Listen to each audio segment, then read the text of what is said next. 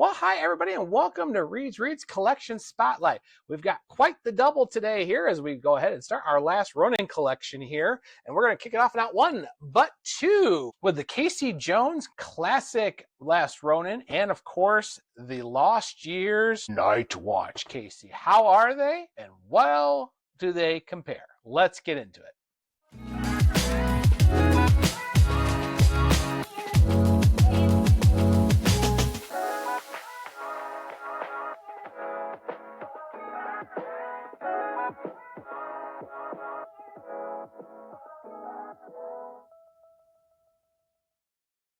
So first of all, I do want to thank everybody right now here too. My little pieces you might see here is this amazing little piece. This is the Last Ronin. This is a 3D print little piece, and I picked this up right over here at Graham Cracker's Comics. They've been my local comic book shop since 1998, but it goes back much further. This I picked up over at the St. Charles area here. When I got back into comics in 1994, after my little trips between the old Charlestown Mall as well as Sylvan Learning Center, I always would stop by there to pick up my comics during the week here. And they've been ding, and I just recently stopped by here. They do a lot of a local fan who does these 3D prints, and I picked up this amazing The Last Ronin 3D print. So I want to thank you so much to Graham Cracker's Comics in St. Charles here. Definitely check them out over on Randall Road. You will not regret. They've been my, of course, main stop shop for the last 32 years to be exact. So let's go ahead and get on our big little piece here today with our two different areas here with our Last Ronin here. As you can see, we are both going to do the Nightwatch version from the Lost Years as well as the main classic here too. So we're going to go ahead and move this all over here. And of course, these ones will be on, but we have a nice little preview.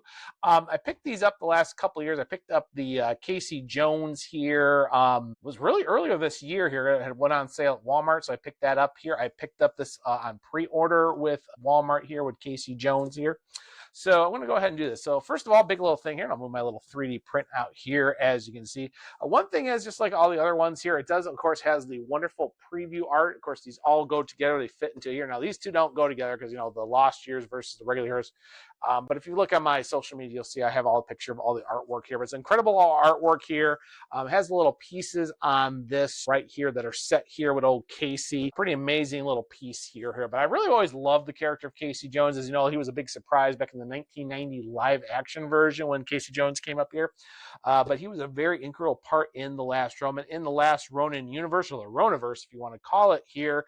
Casey and April O'Neil are married. They are married recently here when the storyline kicks off. Of course, Casey does die with Leonardo doing one of the main foot assault little pieces here. It only leaves Michelangelo and Donatello still alive with Splinter. April survives the attack, of course, finds out she's pregnant with her their daughter, Casey Marie Jones, and I'll have her on her action figure here a little basis. So what do we got here with the Last Ronin here? Well, like, you know, right here, piece here. So let's go ahead and get to this. So I really did like the little pieces here on it, if I want to do that. Oh, so first of all, you open up this, you get the awesome right here, the sports warrior himself, all set up, ready to go. And we get Casey right here. We got the whole main parts here too. We got the nice little molds here. Nice kind of elbow joints and everything else too. Have his weapons. You got his hammer like he does here in both versions of the Nightwatch and everything. We have, of course, the hockey stick. It would not be Casey Jones without the hockey stick. Sorry, it is not Casey Jones since we have the hockey stick. It actually comes with mask interchangeable pieces and, of course, a regular interchangeable head. Of course, the golf case here, so everything for the caddy, so you can set up the weapons. But 1, 2, 3, 4, 5, 7 hand things. You can get the little different hand areas over too.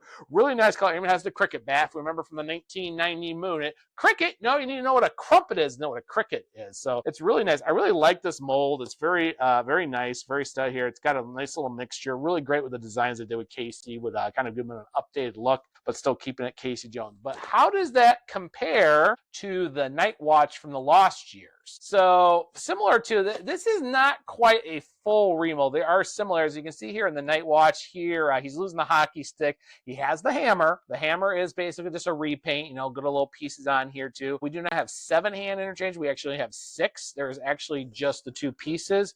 We have the regular, the mask here is attached to the pieces. So, and all that, and then interboth with the gray Mara hat. And of course, he loses the old golf caddy here too. Cricket bat is still there. It would not be Casey Jones without a cricket bat. It's been repainted just like I said the other ones.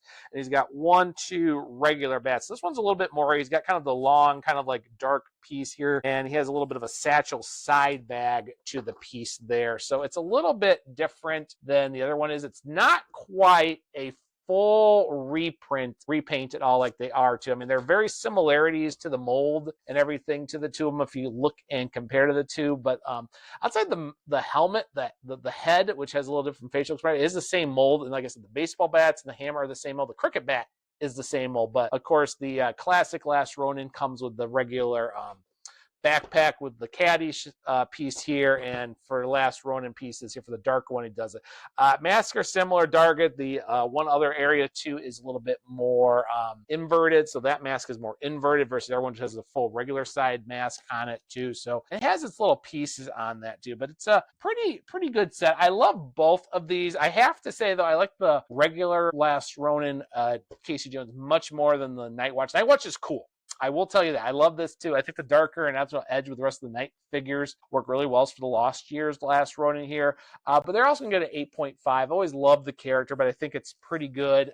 So it's pieces like that I really do like, especially here with the recent release of Training Day, which of course which was just recently released about the time of this video, about this last week. Takes place between issues 4 and 5, even cleans up a couple little questions about actually how they got everything for the big assault, a little bit about Casey Marie Jones, Casey and April's daughter, about her mutant abilities and training and exactly how they ended up beating the grandson of Shredder, and also a little bit more with Karai about the reason why he pulled the cryo generator on her too. So great issue, great figures. To get 8.5 from me. So well done figures. If you like what you think here, go ahead and like and subscribe to my channel. I am always looking for the most reviews and things and what else I can review here too.